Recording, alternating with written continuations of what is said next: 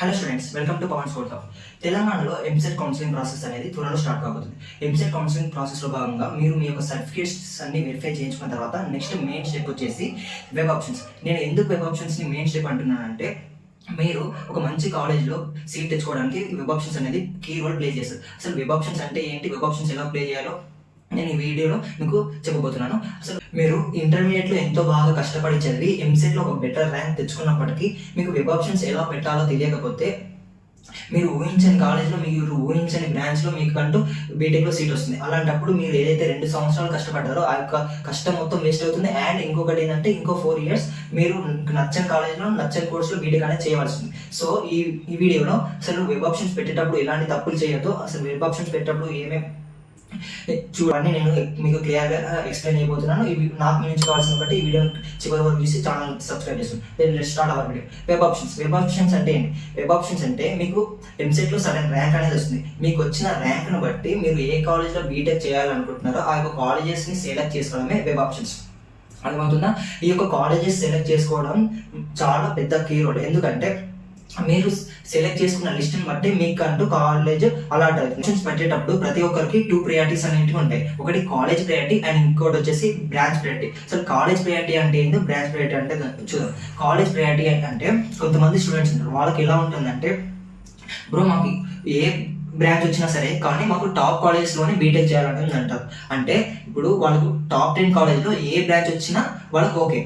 అర్థమవుతుందా? అలాంటప్పుడు మీరేం చేయాలంటే, మీరు ఏ కాలేజ్లో బీటెక్ చేయాలనుకున్నా ఆ యొక్క కాలేజెస్ లిస్ట్ అని సెలెక్ట్ చేసుకోండి. అంటే టాప్ 10 జేఎన్టీహెచ్, సిబిఐటి, వాసు ఇలాంటి కాలేజ్ సెలెక్ట్ చేసుకొని ఇందులో స్టార్టింగ్ ఫ్రమ్ సిఎస్సి బ్రాంచ్ నుంచి అన్ని బ్రాంచెస్ పెట్టుకుంటూ వెళ్తుండాలి. ఫస్ట్ సిఎస్సి, ఈసీ అలా బ్రాంచెస్ అంటూ పెట్టుకుంటూ వెళ్ళాలి. ఆ తర్వాత మీకు ఒకవేళ ర్యాంక్ అనేది ఎక్కువ వచ్చినది, ఒక 60,000 70,000 అనే ర్యాంక్ అంటూ మీకు వచ్చినట్టయితే మీరు ఇంకా ఎక్స్ట్రా బ్రాంచెస్ అనేది పెట్టాలి. సివిల్, మెకానికల్ ఆ బ్రాంచెస్ వరకు పెట్టాలి. ఎందుకంటే మీకు 50,000 60,000 ర్యాంక్ వచ్చినప్పటికీ మీకు టాప్ 10 కాలేజ్లో సీట్ రావడం చాలా కష్టం సిఎస్సిలో.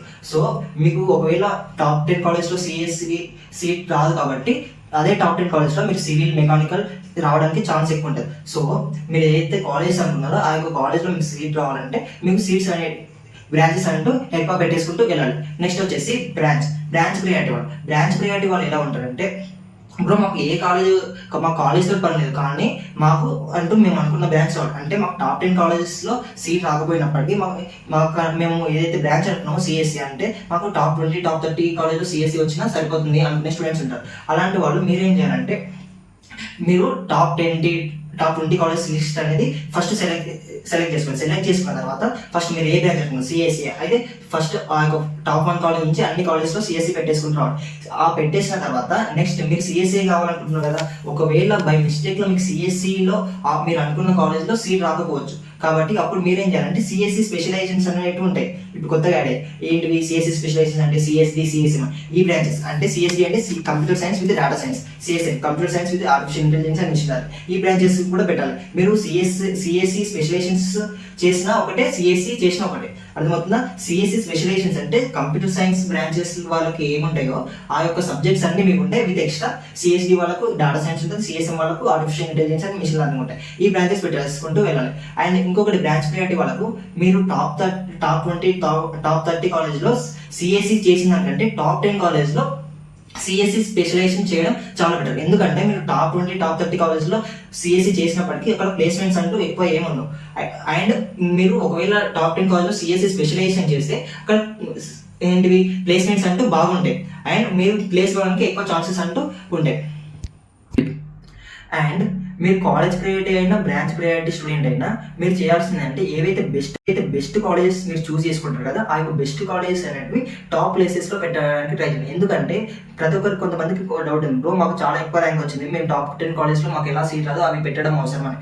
అయితే ఒక్కొక్కసారి ఏమవుతుందంటే ఈ ఇయర్లో సీట్స్ అనేవి పెంచారు. అలాంటప్పుడు మీకు టాప్ కాలేజ్లో సీట్ రావడానికి ఎక్కువ ఛాన్స్ ఉంటుంది. సో బై లక్ మీకు ఒకవేళ టాప్ కాలేజ్లో సీట్ రావడానికి ఛాన్స్ ఉందేమో తెలియదు. కాబట్టి ఫస్ట్ టాప్ కాలేజెస్ పెట్టండి. ఒకవేళ వస్తే మీ లక్, రాకపోతే మీకు మీ ర్యాంక్ బట్టి మీకు ఏదో ఒక కాలేజ్ అనేది అలాట్ అవుతుంది.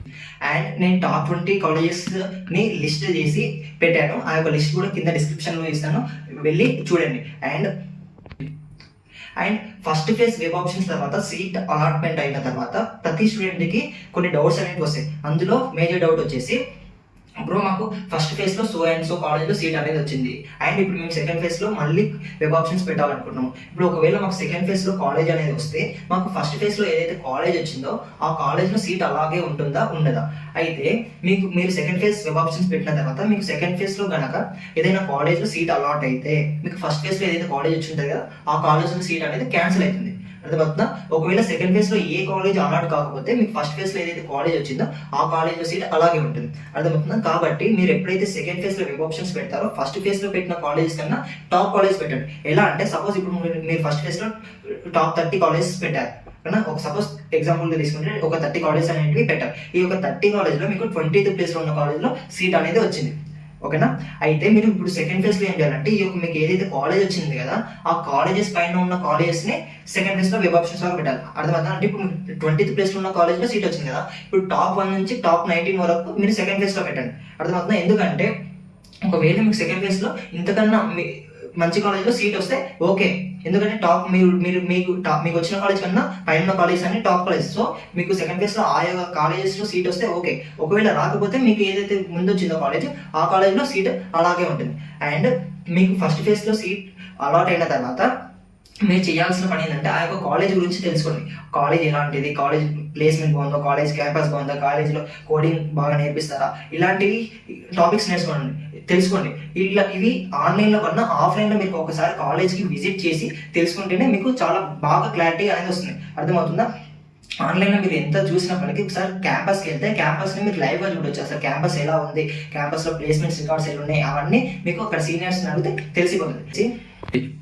అండ్ వెబ్ ఆప్షన్స్ పెట్టేటప్పుడు మీరు కేర్ఫుల్గా ఉండాల్సిన విషయం ఇంకోటి ఏంటంటే కాలేజెస్ కూడా అండ్ బ్రాంచెస్ కూడా. అంటే ప్రతి కాలేజ్కి సడన్ కోడ్ అనేది ఉంటుంది. మీరు వెబ్ ఆప్షన్స్ పెట్టేటప్పుడు కాలేజ్ యొక్క టోటల్ నేమ్ అనేది పెట్టారు. ఎందుకంటే ఇప్పుడు సపోజ్ మనం ఎగ్జాంపుల్ చైతన్య భారతి కాలేజ్ తీసుకుంటే చైతన్య భారతి కాలేజ్ అని మీరు వెబ్ ఆప్షన్స్లో పెట్టారు.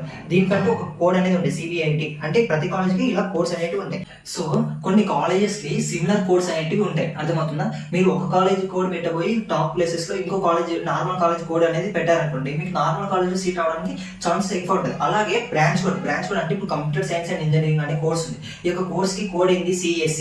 అదే విధంగా కంప్యూటర్ సైన్స్ అండ్ బిజినెస్ అనేది ఇంకొక కోర్స్ ఉంది, దానికి కోడ్ ఏంది CSB. అంటే మీరు టాప్ కాలేజ్ లో CSC పెట్టడం బై మిస్టేక్ లా గనక CSB పెట్టారనుకోండి, మీకు పక్క CSB లో ఛాన్స్ రావడానికి చాలా ఛాన్సెస్ ఉంటాయి. ఎందుకంటే CSB తీసుకునే స్టూడెంట్స్ చాలా తక్కువ అండ్ అక్కడ వేకెన్సీస్ అంటూ ఎక్కువ ఉంటాయి. సో మీకు అందులో సీట్ రావడానికి చాలా ఛాన్స్ అనేది ఉంటుంది. కాబట్టి మీరు ఎప్పుడైతే వెబ్ ఆప్షన్స్ పెడతారో మీరు ఏవైతే కాలేజెస్ పెడుతున్నారో ఆ యొక్క కాలేజెస్ కోడ్ అండ్ ఏవైతే బ్రాంచెస్ పెడుతున్నారో ఆ యొక్క బ్రాంచెస్ కోడ్ని ఫస్ట్ లిస్ట్ చేసి పెట్టుకోండి. ఆ లిస్ట్ పెట్టుకుంటే మీకు ఎప్పుడైతే వెబ్ ఆప్షన్స్ పెట్టుకుంటారో అప్పుడు కన్ఫ్యూజన్ అనేది ఉండదు. మీకు వెబ్ ఆప్షన్స్ ఎలా పెట్టాలో ఒక క్లారిటీ అనేది వచ్చి ఉంటుంది అనుకుంటున్నాను. That's it for this video. ఒకవేళ మీకు ఈ వీడియో నచ్చినట్టయితే ఛానల్ లైక్ చేసి సబ్స్క్రైబ్ చేసుకోండి. Thank you.